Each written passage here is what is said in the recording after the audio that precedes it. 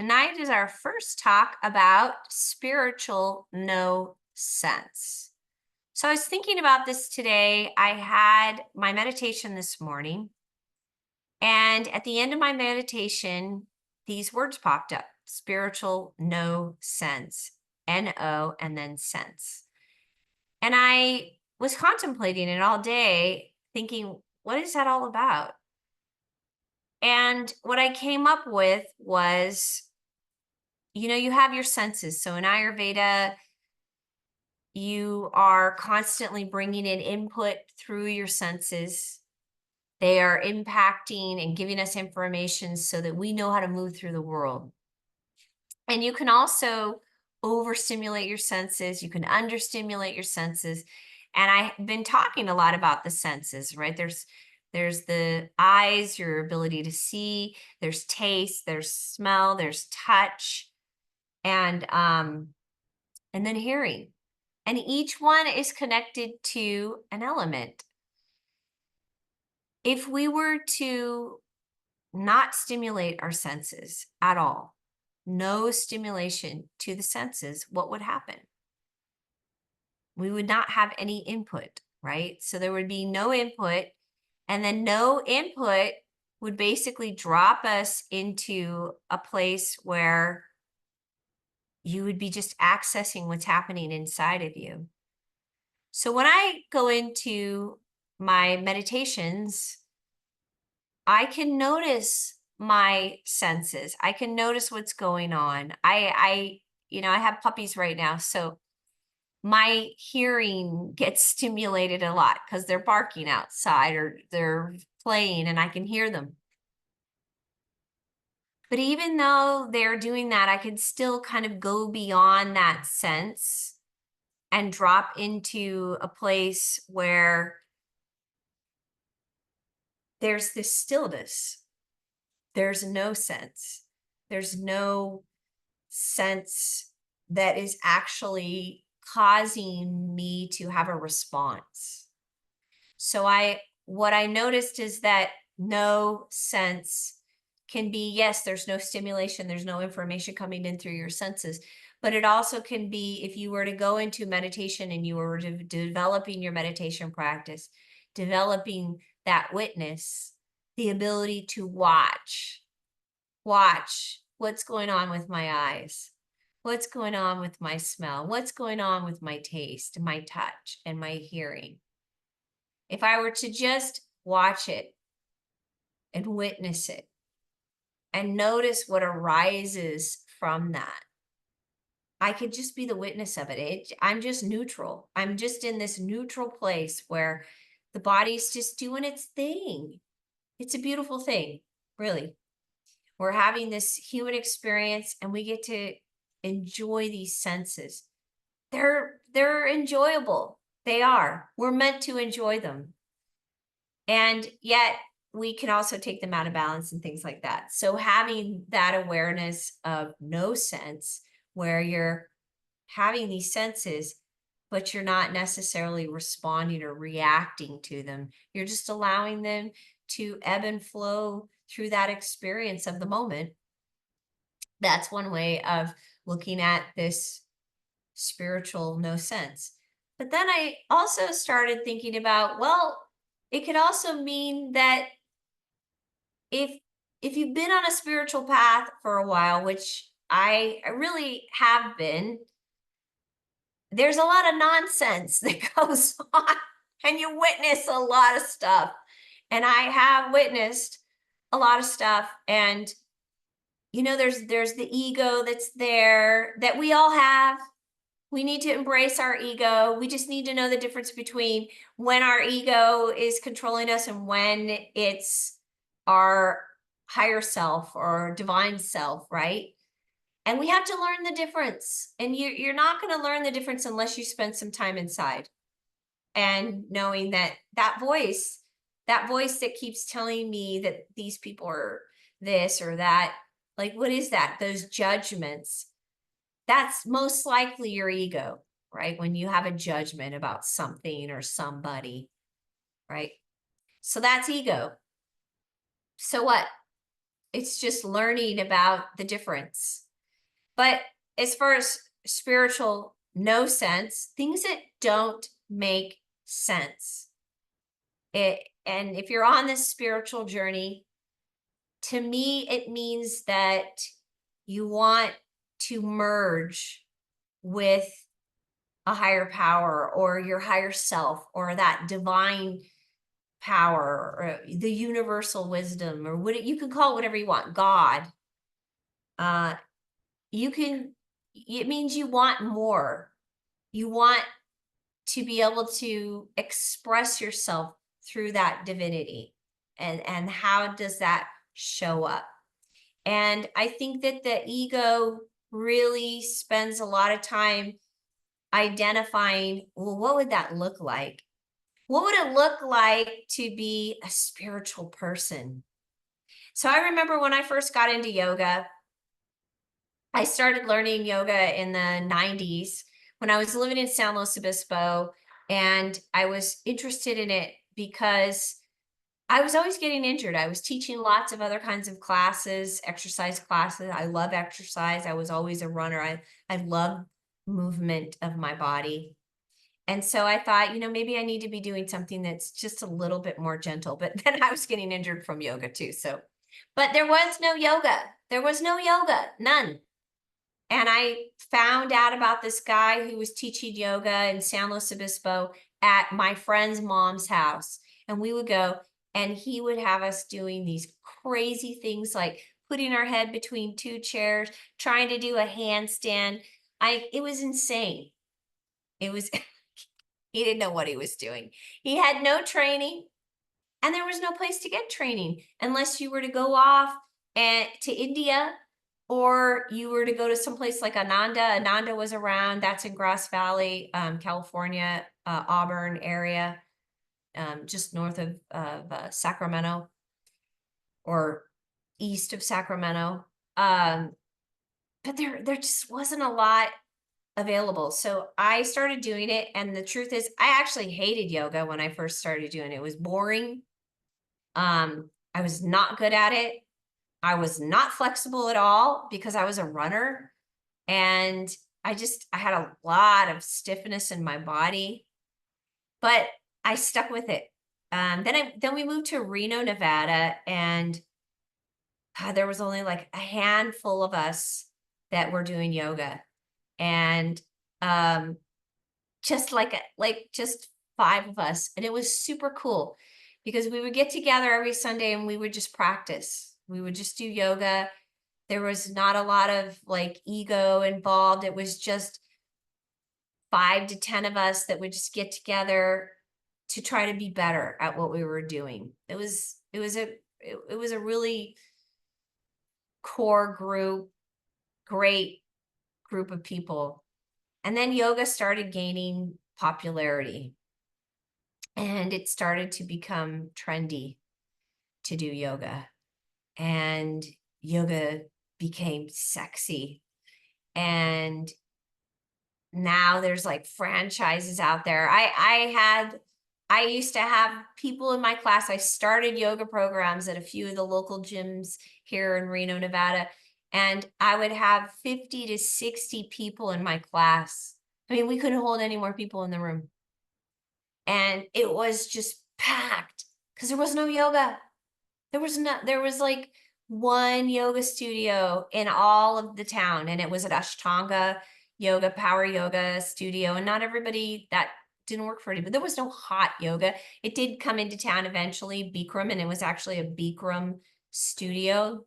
And so there were some people doing that, but those are all those A-type personalities. And if you have not heard my talk on hot yoga and how Ayurveda looks at hot yoga, you need to listen to it, because hot yoga is not appropriate for every constitution. Obviously, it is not appropriate for a Pitta constitution. People who run hot should not be doing hot yoga.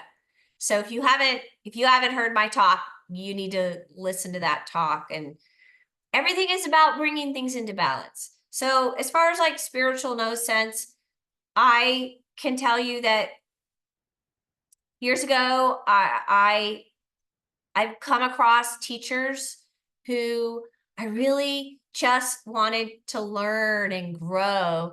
And finding teachers was a real big challenge.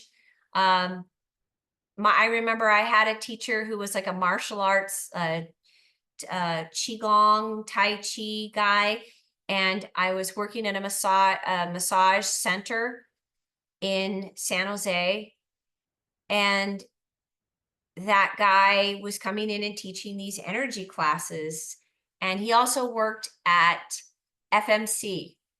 And I was a temp there at FMC. And FMC, if you don't know what FMC is, FMC made the Bradley tank.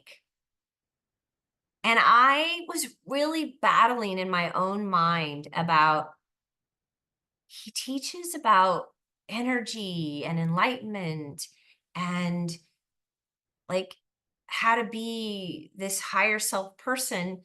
And yet he's like this director at FMC, this company that makes Bradley tanks. I mean, I was working there too, but I was just a temp. I was there for a couple weeks. And he happened to be there, this guy that was working at the center and helping out. And so I remember asking him, like, is it a conflict for you inside? Like, is that a conflict for you to be working here at this place, making something that's going to kill people? And yet you're teaching about peace and love and harmony. And he said, oh, I separate those. Yeah. Well, then he later on, like, tried to tell me that if I wanted to experience higher energy and more energy, like Kundalini kind of energy moving through me, like bliss, that I needed to have sex with him. Okay, I was like 20 years old, 19, 20 at the time, and this guy was 45, 50. It just made me want to throw up. So that was one teacher. And then later on, as I went down this path and I started getting into yoga, my first teacher was beautiful lady, Mara Kariko, and she was a writer for the Yoga Journal. And she had studied with BKS Iyengar and Patabi Joyce in India way back, like in the early 70s, maybe 60s. I have pictures that she just posted. I just saw them. Really cool. And beautiful teacher. And so I did a yoga training with her, and that was my first 200-hour training. That was in the 90s. And I just kind of kept going with it and started feeling better and better and better. And then I wanted more advanced practices. And so I did Anusara for a while, which is actually more physically based. And then I ended up going into Para Yoga, and which is a tantric practice, and I loved it. And that's where I got introduced to all of the Ayurvedic principles. And once I learned those Ayurvedic principles, I just went, this is so logical. This makes so much sense. If you understand the elements, you basically understand everything about life. You understand yourself. You understand what's going on. You understand what's arising inside of you, and how it's showing up is going to tell you what elements are at play. And then what do you need to do? In Ayurveda, you're usually just applying opposites. If you've got too much heat, you cool it down. If you got too much earth and water, you stimulate it, right? It needs more movement. It's stuck. It's heavy. You lighten it up, right? So you got too much air and ether. You want to bring in some comfort. You want to ground it, bring in heaviness. It needs to be heavy. It's lighter. So you're just applying opposites. So I did that training after Anusara. I had done a few other smaller trainings, and I did Anusara, and then I did this tantric training with this teacher. Very pitta individual, super smart, very clear about how he brought concepts forward. The trainings were so well done. They were 5 days, typically very long, but incredible. And I traveled all over the US to go to these trainings and learn all about them. That's where I learned about the koshas, which are the layers of the layers of who we are, not just the body, but beyond that.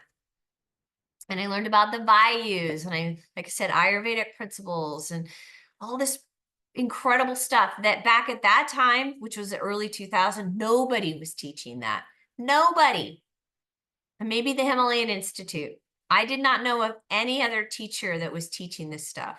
Everything was about alignment. Everything was about, just the actual practice. I was an alignment Nazi for a while. So then I did that, and I was going through all of that training. It took me like 10 years to get through the training. There were so many different trainings. We did all the Yoga Nidra stuff in early 2000. We were doing Yoga Nidra way back then. Now Yoga Nidra is so popular. It's even Dr. Huberman talks about Yoga Nidra. He calls it non-sleep deep rest. That's the scientific name now. And there's lots of wonderful research out there around it. But when I did that training, I started getting this really weird vibe from my teacher. And I ended up having an experience that was very, very challenging. I've had some pretty huge personal challenges in my life, and I got really, really sick. I got the flu, and I got an infection. They never figured out what the source of the infection was, but it went septic, and I ended up in ICU. And that was really challenging. I almost died on the first night. I had a experience with death where, and I have to tell you, it's very peaceful, very, very peaceful. I really came to this place of, if I died, it would be okay. It was so peaceful. And then I didn't die, and I ended up having to have surgery after that. I mean, it was just insane. Well, I had one last training that I needed to do in that tantric tradition with this one teacher. And they only offered it like every 2 years. So I missed it. And then I got sick and missed it again. I couldn't go. So a year after I got sick, maybe it's like 10 months after I got sick, they offered it again. And I signed up, but I was still not well. I don't know if any of you guys have ever known anybody or gone through something like sepsis, but it took me years to recover from that. Years. And so I had to fly into Denver, and then my flight got delayed. It was just a disaster. And then I had to rent a car and drive from the Denver airport all the way to Carbondale, which is near Aspen and all of that area in Colorado. That's where the training was. And I got there and I couldn't find the training because it wasn't at the normal place where we always had it. They had moved it, but it wasn't on any paperwork, nowhere. It was just like a disaster. I'm in the grocery store. I have no idea. Their roads are like Road 69, Loop D. Like, it's bizarro. I'm in the grocery store and I'm asking people, I'm like, I don't know where this is. This is the address that I've given. I keep calling the main office. Nobody's answering. Nobody's calling me back. So finally, this really lovely lady said, I know where that is. She drove me to, it was at my teacher's house, and he had built a barn and turned it into this big center where he could hold all of his trainings. So she takes me up there and ends up crashing into a boulder. I felt horrible. So it was just like this, like really disjointed. The whole travel was rough. I was still ill. I was very weak. And I showed up at the training, and I get there finally, and I told my teacher that when I got sick, I had forgotten the mantra that he had given me. So I got to tell you guys about this mantra. I know this is kind of carrying on, but I got to tell you guys about this. So in this tradition, you're given a mantra, and you can't write the mantra down. done orally. Well, I have hearing loss and I can't hear low tones. And he's a man and he's whispering it into my ear. And I didn't hear it correctly. And he whispered it into my ear at a whole nother training. And I didn't hear it. I said, can you repeat it? Can you repeat it? Can you repeat it? I asked him to repeat it like 5, 6 times. I still didn't hear it. He left and then I tried to write it down, but I knew it wasn't right. So I just did my best to say this mantra. And I already had a really solid meditation practice with a mantra. So I was changing now my mantra to this one that he gave me, my teacher gave me. And I was saying it wrong.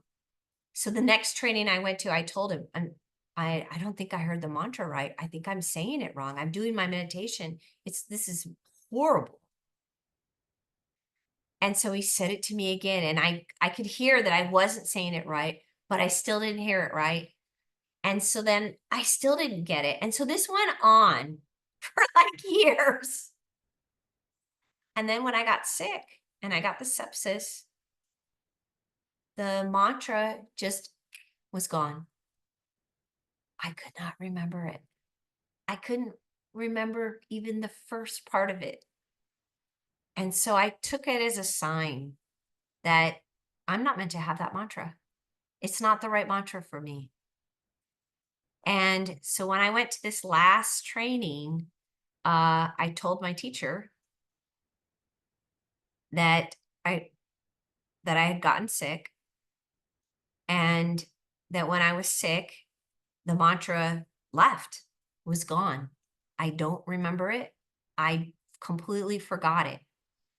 And then he said, so did you forget your kids' names too?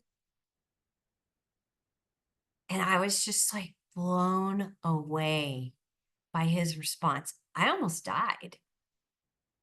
I almost died from that whole thing that happened to me. And that was his response. Like, I'm sorry, that's an asshole. So guess what? That's a spiritual nonsense right there that we have to listen inwardly. I knew this mantra wasn't right for me. And then when I told him at this last training that it was gone, that was a gift. It was given to me. That I was not meant to have that. Sometimes there are other things, our guardian angels and all of that. I believe in all that. They are there to say, hey, this isn't right for you. You're getting the feeling it's not right for you because it's not right for you. And we need to listen to that. That's part of having a spiritual connection to yourself. Is to know that deep down, does this feel right? Does this feel in alignment with love and kindness? And it didn't. It just jarred me. And so I stopped. I quit. I did the training, I finished it out, and I never went back. And then I found out like a year later that he was having an affair with one of his students, and he completely threw away his entire business. It's sad. It's sad. I loved his wife. He had beautiful wife, beautiful children, and he threw it all away. And so I just am bringing this up because we're human. They're human. There's all these teachers out there. There's all these people out there that are in these positions of, yeah, maybe they do have some wisdom. Maybe they have these beautiful, flexible bodies that can do these amazing things. But we still have to go inside and check in with ourselves and ask, is this right for me? And that's why you got to do a meditation practice so that you learn the difference between your ego voice and that other deep spiritual voice, that divine voice, because there's a big difference. And so that's why you need to have a practice. You need to have it. But so to me, that would be that no sense. That's nonsense. There was nothing spiritual about what he said to me. There was nothing kind. And to me, my main goal in everything that I do is it respectful? Is it kind? Is it loving? And I'm not saying that I deny all the other emotions that I have, because I have them and I let myself feel them. And I've learned that, I've struggled with fear, and I've learned that the more I tried to push fear away, the more fear became a bigger problem for me. And I finally, through different meditation practices, I accepted the fear. I actually welcomed my fear in. And I had this higher voice say to my fear inside of me. I watched this dynamic go on inside and say to my fear, you're welcome here. We're not going to push you away anymore. And then I just felt this fear. Instead of me pushing it away, it came in and I felt it, and it was super scary, and I felt it really deeply. And then all of a sudden it just went, and I felt light as a feather. So, this journey is super interesting. It's crazy. I have no idea where I am on it. I don't know. I don't even want to know most of the time. And I just want to be able to share, to everyone, hey, make your life better because it's worth it. It's worth it. Get healthy, get in balance, because it's worth it for you. For you. Yeah, your loved ones are going to benefit too. The people that you have to deal with, they're going to benefit too. But you know, unless we learn how to deal with this, all this other stuff outside of us, it doesn't even matter. It doesn't matter. So, spiritual no sense or nonsense, that's something that you have to go within to know. And it's personal. Nobody can tell you that. I tell my kids that all the time. Whatever's in your heart, nobody knows what's in your heart. Nobody knows but you. So you can have people tell you things, and sometimes you'll feel it and they'll go, whoa, that feels right. That feels true for me. And then you'll have other people tell you things and you go, that doesn't feel right. Because it's not right for you. It's not in your heart, or it's not the right time, or whatever. But pay attention to you. Give yourself that contemplative practice, that meditation practice, so that you get to know you. Anything that's arising, it's arising for a reason. All of these emotions that we have, they're gifts. They're giving us information. And we're meant to experience them and not shove them down and not ignore them, but to feel them and embrace them so that they can then dissipate and go. And they don't have to control us anymore. So that's my talk for tonight. I know it's kind of long, but I just wanted to talk about that because I got that in my meditation and they said, you need to talk about this. I'm like, okay. And so I contemplated it all day long about what does that really mean? Spiritual no sense. Well, it has a few different meanings. It can be different for everyone, but I definitely think there's a lot of spiritual nonsense going on. Oh, one other thing that is spiritual nonsense is all the freaking music that people are playing when they do yoga. I do not use music, you guys. I don't use music on purpose because people are so over freaking stimulated. We are in a society, this is not natural the way we live to be this stimulated. So why would I want to stimulate people even more and take them further out of balance by playing music? I actually went to a class one time with my sisters. They did this thing here in the town called Kaya Fit or something like that. And I went, they're like, oh, you should come. It's like a holiday. It's a free, bring your friends and family for free this one day. And the gal at the end said, oh, I have a surprise for you guys. We're going to do yoga. And I'm like, oh God, because I'm kind of a yoga snob. And not that I'm a yoga snob, but I am, because I've been doing it a long time. And so we're doing it. She puts on AC/DC, no joke. AC/DC, you guys, for Shavasana. For corpse pose. Yeah, it's resting pose. She puts on AC/DC and then blasts it. That was Shavasana. I was like, she has no clue. No clue. And I just think that that's kind of what's happened. And what I always tell everybody is in the West, it's beautiful that we have yoga. It's so popular because you're going to get benefits. And so that is true.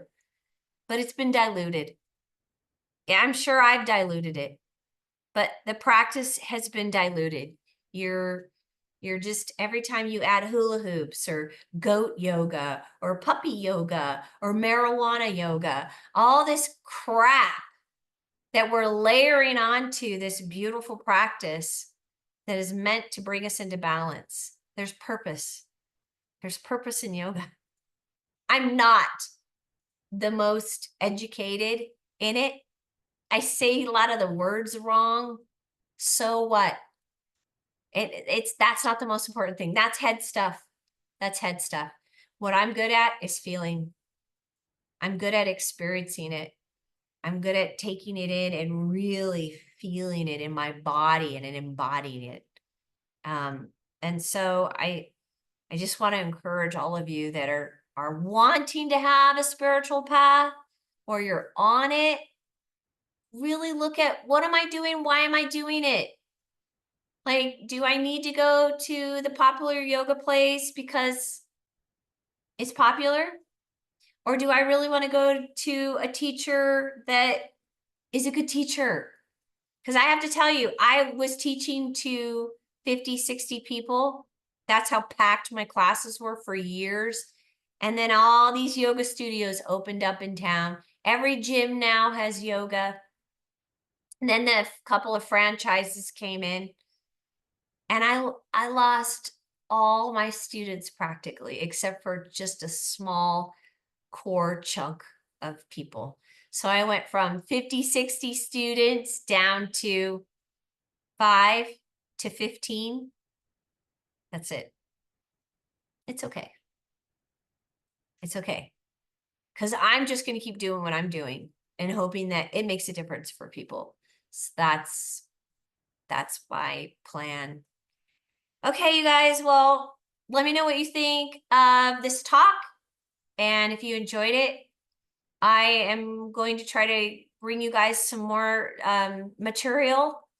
I'm really working on that because I just think it's needed, like especially everyday living stuff. Like, how do we really make a difference right here today? What can I do? Like, what can I do that's so simple that's going to make a huge difference in my life? So I'm hoping to give those things to you guys and make a difference, even in the most simplest way. I would love to do that for you. Okay, so peace out, you guys. And I hope that there is spiritual sense going on for you as opposed to spiritual nonsense and no sense. Okay, start your meditation practice. It's worth it. You're worth it. Okay, have a good night.